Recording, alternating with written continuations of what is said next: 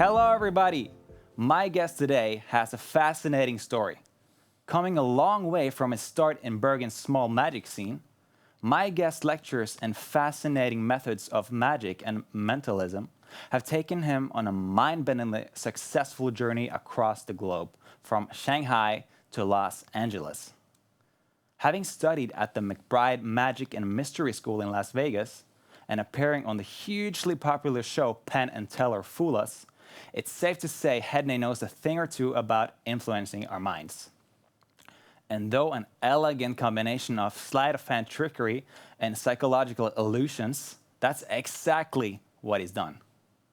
With over 2 decades of professional experiences in the art of mystery and astonishment, it's no wonder my guest today has established himself as Norway's #1 magician. So, here to hopefully not influence me too much, ladies and gentlemen, Hedney! Woo! What's up, dude? Yeah. Hey, I'm fine. How the hell are you? Good. Nice. I'm good. How are you? I'm fine. Good. You know, I'm hanging in there, living day by day, you know. Yeah. It's just As we all are. as at we the all, moment. Yeah. you know. Yeah. I'm just chilling. Are you chilling? Actually, I am. Yeah. Almost. I love that. A little too much. A little too much. How Yeah. come?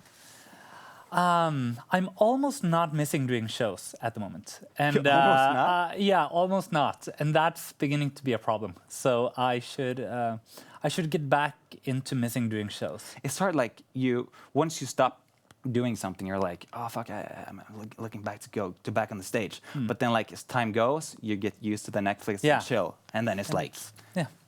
So- I can relax. I mean, I play Mario Kart. Yeah. I mean, Mario Kart is the shit, though. I mean, have you tried the new one on?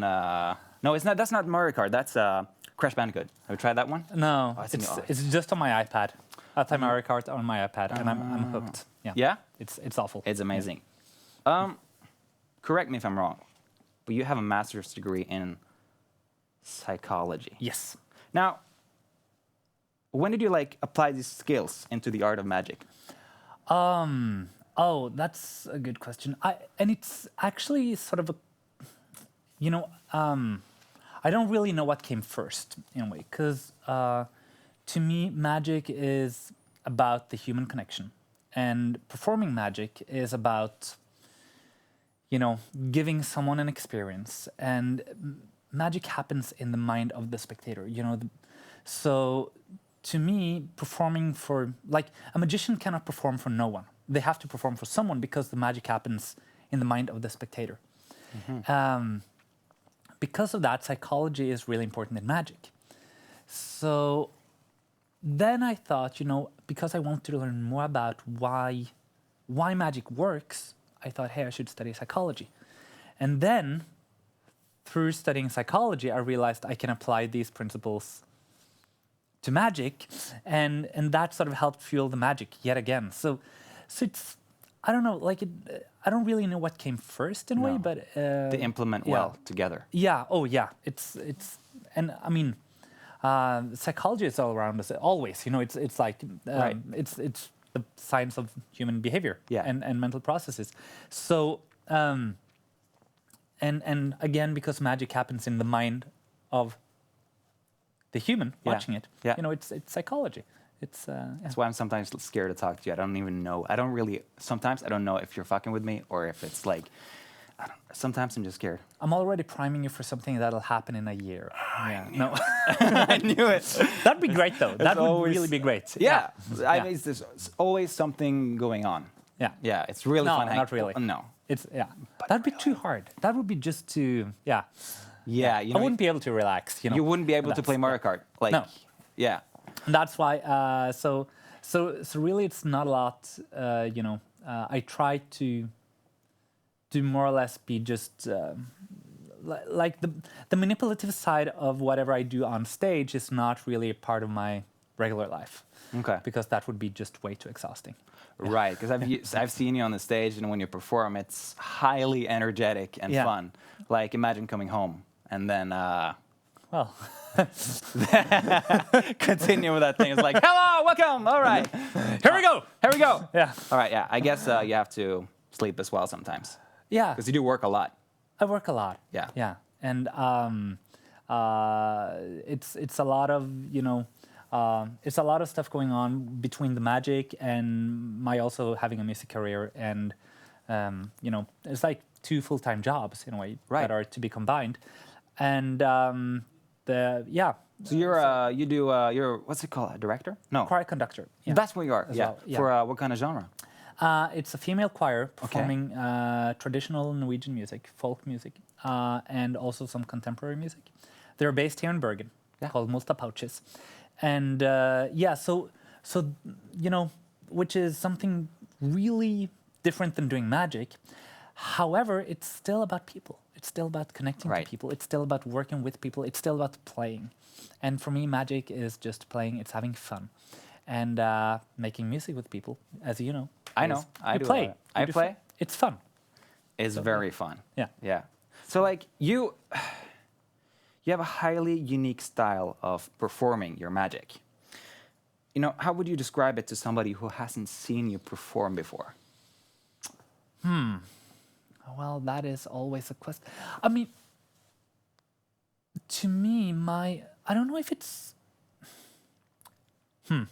So for me, but the thing about magic again, it comes back to the connection with the people. Yeah. It's about sort of wanting to. There are a lot of magicians who will sort of. How shall I say this? Like they're there to perform the magic.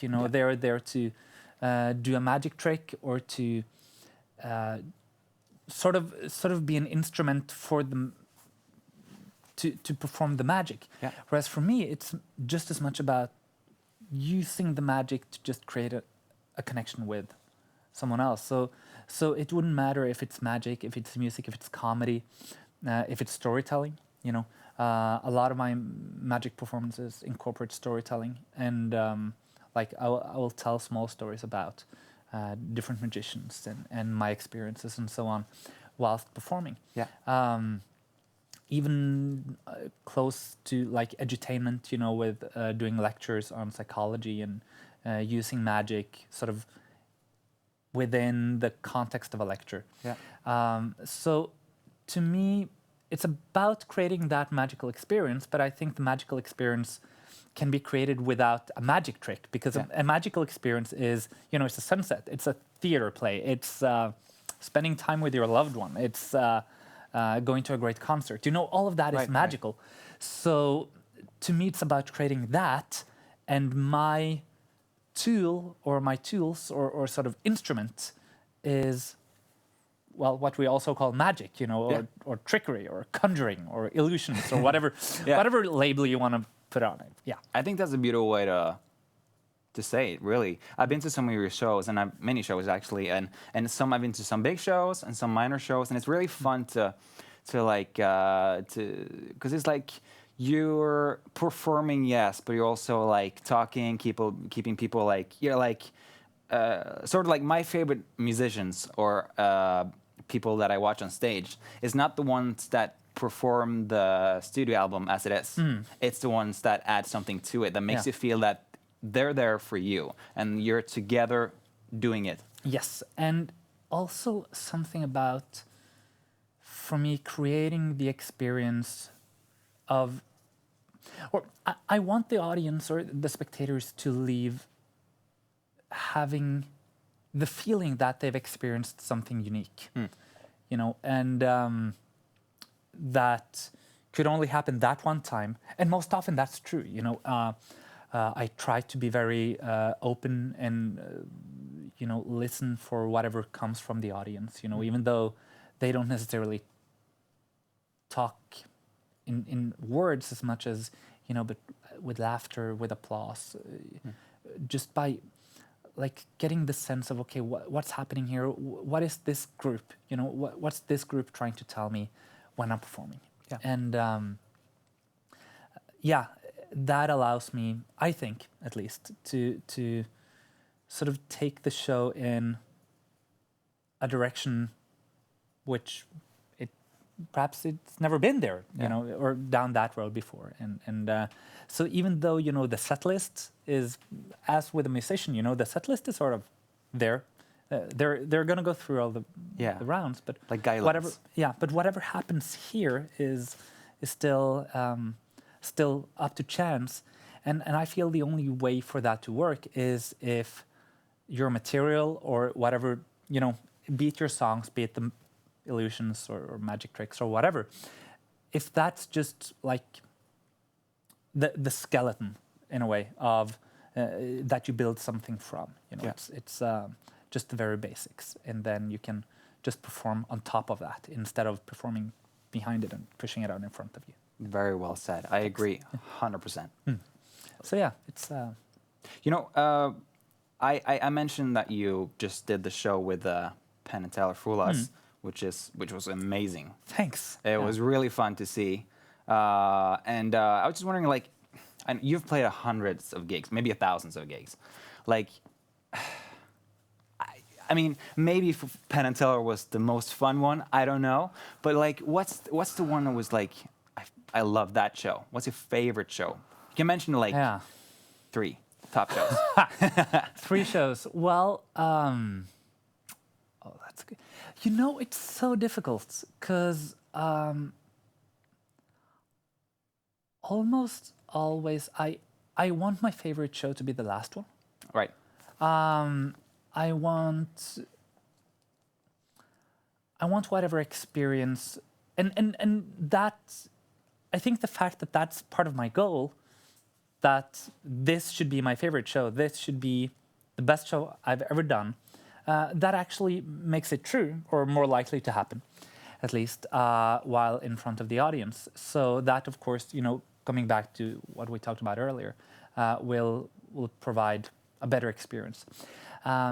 That said, you know, there are some, even though they're not my favorites, there are still like some milestones. You know, I remember being 11 years old, the first time I performed at the main stage in Grieghallen.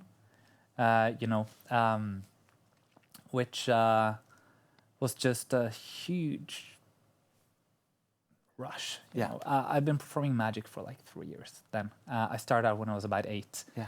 And like just, you know, because we grew up in this city and we sort of know that Grieghallen is, it's something almost mythical about that stage. You know what I mean? It's like, oh yeah, one day I'm going to be on that very stage. Yeah. And for me, performing there. So, and I think almost every time I've been on the main stage quite a few times, you know, doing magic, but every time it's just something about this is sort of where I started, or where I took the first step into or my first dream almost. Right. You know? It was the first place I dreamed of dreamt of performing. Yeah. More so than almost even than Fool Us, you know. So of course performing at the Penn and Teller Theater at the Rio in Las Vegas is amazing, you know, and the entire production was so beautiful. You know, it's so well made. It's a huge crew, and they're so professional. So it's just amazing to work with them. But that's like more of a recent dream. You know, it's not something that's just like a childhood dream coming true. Also, I remember the first time I performed for like 2,500 people, which is still, I think, my biggest crowd to date. Yeah. Because you know, magicians, we rarely perform in stadiums. You know, so right. So that's sort of the biggest yet. Where was that? That was at some kind of like a youth festival, organized by the Norwegian YMCA, or KFUK. Cool. In Haugesund back in 2004. Oh, wow. And I was like a warm-up act for that day's show. And I just remember coming out and just, you know, when there are so many people that the applause is just the instead of you actually being able to hear it, and sort of just getting that and going like, instead of clapping, it's like it's just a wind static noise you put on to sleep.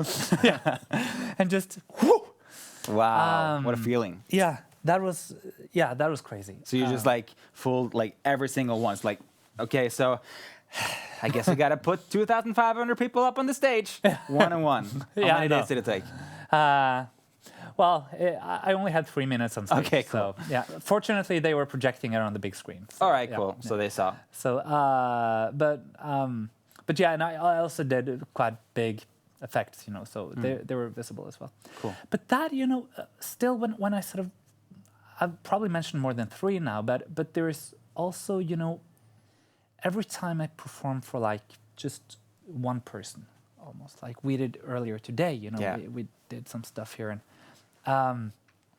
just being able to see that reaction, see that spark of joy, see that astonishment or almost shock, Yeah. you know, where something impossible has happened, and you get to see that reaction right there and then. And to me, that's just there is something so primal and beautiful about that human connection, which happens right there and then. So that's also why, you know, for me, doing mentalism, which is mind reading, you get to connect with people, and doing close-up magic, which happens right here between people or, you know, in the hands, is way more interesting than being on stage doing the big illusions and so on, which I used to do, but it's a long while since, and for that very reason, because you don't get the connection. Yeah, it was really fun when you did what you did a couple of minutes ago. That was. Thanks. Yeah. I'm still like, what the fuck? Can you do one magic. more? Can you do one now?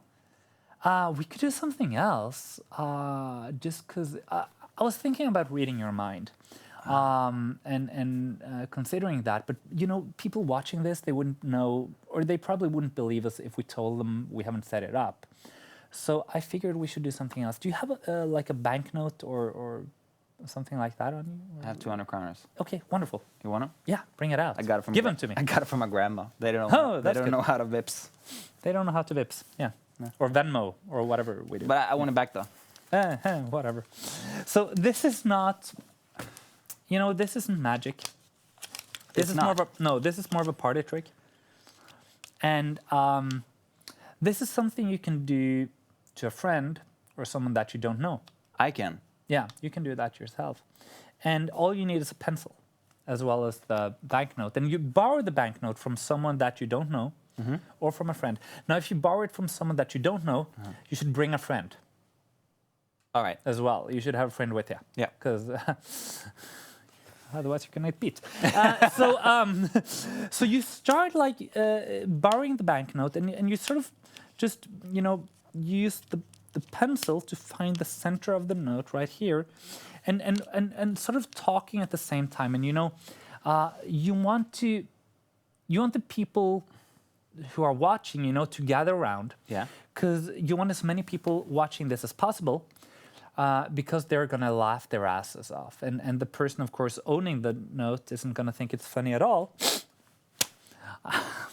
Personally, I think it's hilarious.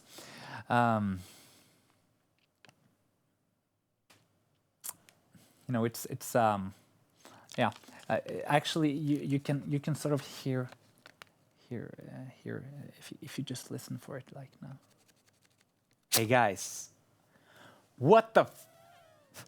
And then we just blow on it, and you see that it becomes But you just made a hole in it.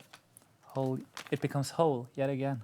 It's, oh, it's holy. It's a pun, Like So there you go. how? and that's magic. I Whoa, knew whoa, you whoa. were actually Harry Potter. I am with square glasses instead of round ones. How? But it was. Okay. So here's, you know, let's try it one more time.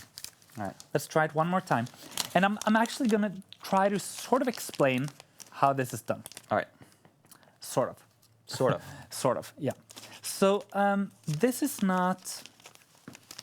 I mean, what happens is the pencil really doesn't tear the bill in half. It more melts through. Okay, I'll show you exactly what I mean. So if you you see here. All right. Now, watch.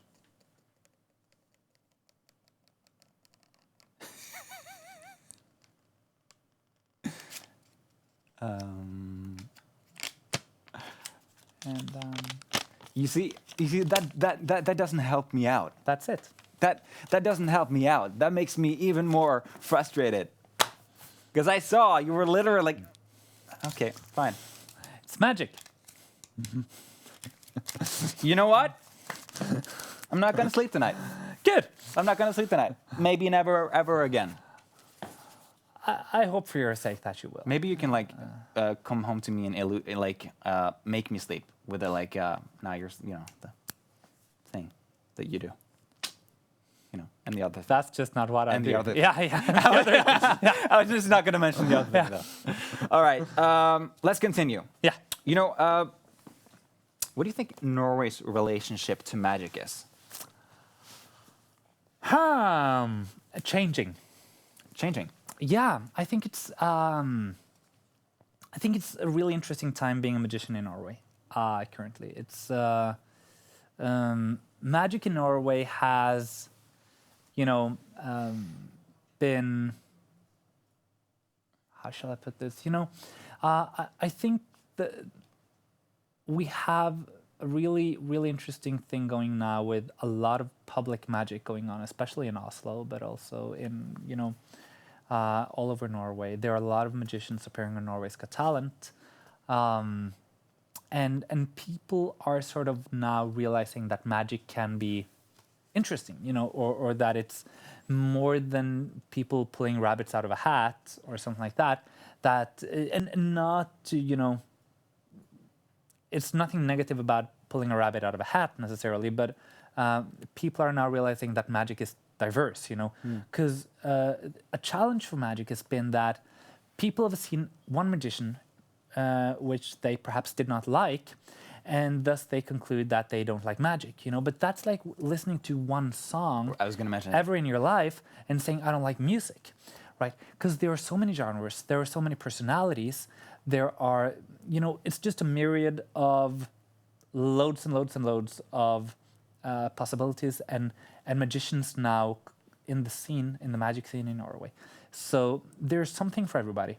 And yeah, I think people are sort of beginning to realize that and seeing that magic is something more than, again, the person with the top hat and the magic wand And the rabbit. and the rabbit. Yeah. And and again, I know people who do that, and they spread such joy, to their audience. And that's one genre. It's wonderful that they do that, but it's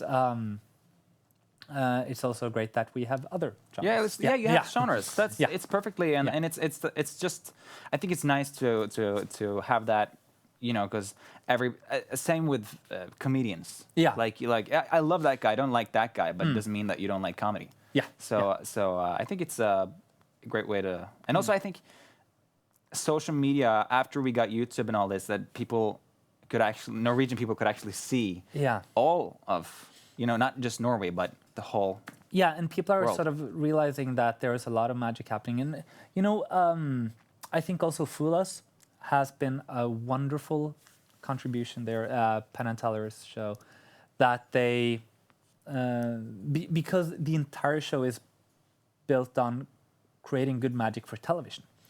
That's all they want to do for Fool Us, is actually making great magic for television. And they produce it as such, which is wonderful.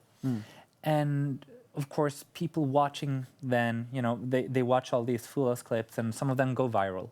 Shin Lim, who was on one of the earlier seasons of Fool Us, I think he garnered like 65 million views or something, Oh, wow. from his performance. And he went on to win America's Got Talent and all of that, which is just amazing.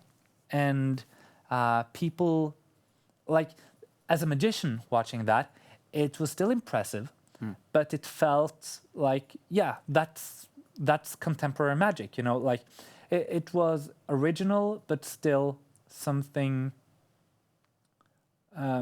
all the stuff he did was original and incredible, but there was also like I remember as magicians watching that, you know, we would see that and sort of think, yeah, this is the next natural step, you know, and Shin Lim is the one taking it there. Whereas I think for a lot of people just discovering Shin Lim, it's not one step away from what they thought magic is. It just light Blew their years, mind. yeah, Yeah. you know, away. Yeah. So yeah, no, it's really great. Yeah. You were the first one that I ever saw doing magic live in front of me, and I'm just gonna Yeah. say it was amazing. It was an Thank amazing you. Yeah. feeling, and it was so fun. And I still remember that after party. oh man, that was the best after party ever. Oh my god, That was wonderful. Yeah. You know, Bergen's magic scene is tightly knit. You know, how has this community benefited you? Yeah, it's been really important. And I think there are a lot of things to say about that. But mainly that it's so important just to have someone to, you know, toss the ball around with, you know, and so like talk about ideas, talk about literature, talk about just have you seen this video? Have you seen this? You know, do you know this trick? Do you know? So sort of all from all of that to my going on Fool Us and like asking a lot of friends and even people I didn't really know, you know, for help and consulting. So just being part of a community is tremendously important. Yeah. And I think that the good thing about Bergen, it being such, you know, with the city being the way it is, with the small city center and so on, is makes it possible to sort of like, yeah, we meet up right here, and this is where this is literally then where the magic happens. You know, in the you go to that single coffee shop and Not the bedroom. no, well, Later. and you know, magicians. What do you mean? No, you'll never get me to say that out loud, but you know. All right. Well, it goes both ways, you know. Like I think a lot of people start out doing magic because they need some kind of social proof. So yeah, like if you're the hunk and really have your way with the ladies, you don't need card tricks, right? However, we know sleight of hand, so I mean that's probably the most cheesy thing I've said all week, but still, it's yeah. Anyway, It wins. yeah, maybe. Yeah, no, Nice. it's not, the number will come up on The number will appear on the screen. There, Okay, it will. yeah. Yeah, no, it's down here somewhere. Yeah. Okay, yeah. Yeah, that's it. There, yeah.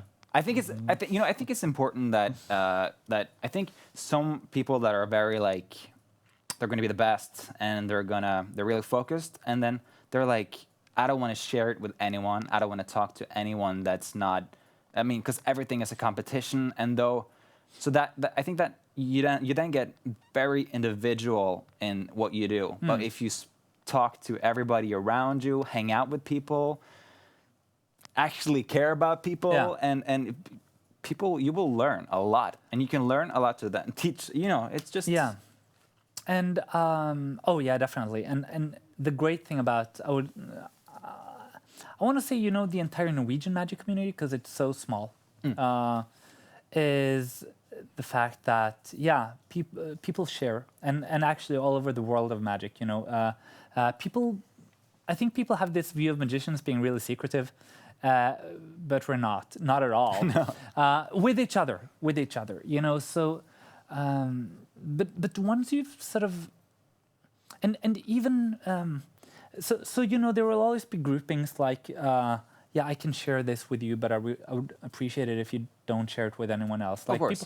People will sometimes say that, but still, it's, you know, if you're a total beginner and you're trying to learn some magic and you talk to a magician with years and years and years of professional experience, she or he will still teach you something. They will still show you something that you can work on and which is just wonderful for you, you know. Yeah. And yeah, Awesome. and I think that's the great thing about the community is that it's really a community. It's really a siblinghood. Yeah. You know, I just want to ask you, what advice would you give to, you know, someone that wants to start doing magic? What's the best advice you can give them?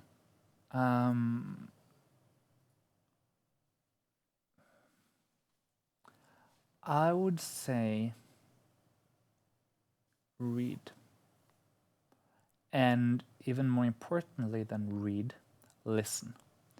Because I think when you start performing, the audience tells you a lot. Again, they will tell you something through their reactions, not necessarily explicitly, but they will. You know when you're performing on stage, you just know that this went well, this didn't. Like again, what we talked about earlier, and for me, listening to the audience has been really important. But also, pick up a magic book and just start. You know, start from the very beginning, with the first trick. Pick up a beginner's book, or you know, like not the most difficult one.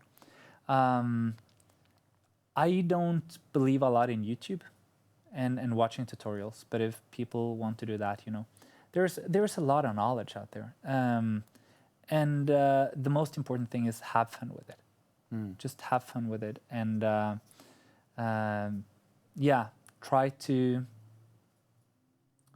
try to learn it properly before you perform it, though. Yeah. Because it'll be so much more fun if you really know how the trick is or how it should be performed, because then you'll fool the shit out of people. Yeah. And that's fun. That's so fun. Or it can be fun. For the one doing the trick. The one doing the fooling. Yeah. No, but I think yeah. that's you know, you wanna. I forgot what I was gonna say, but you know, you said it pretty well. Okay. Yeah, thanks. I forgot what I was gonna say, but yeah. But yeah, I think the way I still love going about to when creating magic and when learning something new is use like read, and I actually read a lot of old magic books now, because there's a lot of like forgotten secrets there, and just reading those and then trying to visualize what this will look like, what this, you know, how is this perceived by the spectators or by the audience, you know, which is much more interesting than watching a video on YouTube or whatever and then saying, I want to do just that, because then it's something, it comes from, it's not internal, you know, it doesn't come from within, it comes from something outside of you. Yeah. So it won't be an expression of who you are. And to me, again, it's about communicating with people. So therefore, you should express who you are, not someone else. You should, and you should love it the way that, like, because if you watch you watch something on let's say it's YouTube or wherever it is, and you're like, oh shit, that looks so cool. I want to do that because I want to feel what it's like to be there with the audience and get the attention. But if you just do it for the attention and not because you love it, then like, don't do it. And I think people will be able to see through that. Yes, because I can see so clearly that when you do magic, you love it. Oh yeah, it's the best thing. Yeah, right. Yeah. So it's I think that's the most important thing about whatever you do. Yeah. And look, you know, it's cheesy to say like do whatever you like to do, but still, that's what it is. Yeah, and I think especially with, you know, performing arts, it's so important. And of course, it makes you vulnerable as well. You know, I've done shows because it's so important in a way to me. I've also done shows where I've just, if it goes well or if I mess up or whatever, it becomes personal, even though it shouldn't. You know, but it's just because again, it's so important. You care. Yeah. But that's, you know. I'm Has to take I'm bad with the same, good and I'm so the on. Yeah. same way, Yeah. dude. I'm so like, if I mess up, day's ruined. Yeah. Like the next is like, oh man, because I'm so like, you know, you love it so much. You want it to Yeah. be the best. All right, I think we're gonna have a last question right now, and that's gonna be one that we always ask our dear Bergen guests. That is, how has Bergen affected or inspired your career? Oh. Is it the rain? Is it the rain? Yeah. It's well, it's given me a lot of time indoors to work on card magic. You know, it's in so many ways. I think, again, it being a big and small city at the same time has been really valuable because, like, I would be 8, 9 years old dreaming about performing in Grieghallen, and just a few years later, I did it, you know. Whereas had I grown up in London, you know, dreaming of performing at the Royal Albert Hall or whatever, or even just in Oslo, you know, dreaming of performing at Oslo Konserthus, I think the road there would be so much longer. Okay. You know? So the fact that it's possible to sort of accomplish just something gives you, or at least it gave me, like, just this energy boost, you know, and just this sense of accomplishment, so I can Right. chase the next and the next and the next. Furthermore, you know, the fact that I'm not even, I don't even know what my career would have been like if it hadn't been for, well, we talked about an after party 6 years ago, you know, but like, after like meeting up with Maurice and with again the nightlife in Bergen and so on, and again that's possible because the city isn't too big. You know, it's possible because the city is. It's so big that people are doing really, really, really cool stuff, and it's also so small that it's possible to meet the people doing the really, really cool stuff. And yeah, you know, it's just been of tremendous value in so many ways. I think. Amazing. Yeah. I think that's where we're gonna end it because that was just, again, really nice words. Thank you. Thank you so much for coming here. Thank hey you for guys, having me. I'd like to thank our guest, Hedne, for sharing his story with us. And for people watching from home, thank you so much for joining us. We hope to see you again on the next episode of 7 Questions Between 7 Mountains. This has been, I forgot to say it in the beginning, I'm always going to say this. This has been a third episode in the history of mankind. Woohoo! What are you saying, man? Yeah, It's crazy. maybe. So, you know. I think we just peaked. Yeah. Don't mind, but you know, when you cares, peak, that's just like that's when you're like really That's when you do the woo clap of glory. right. Woo! Woo! Yeah. All right, guys, thank you so much. See you next time. Let's go and do some card tricks. Let's do card tricks. I need to know how to do something. I don't know how this works.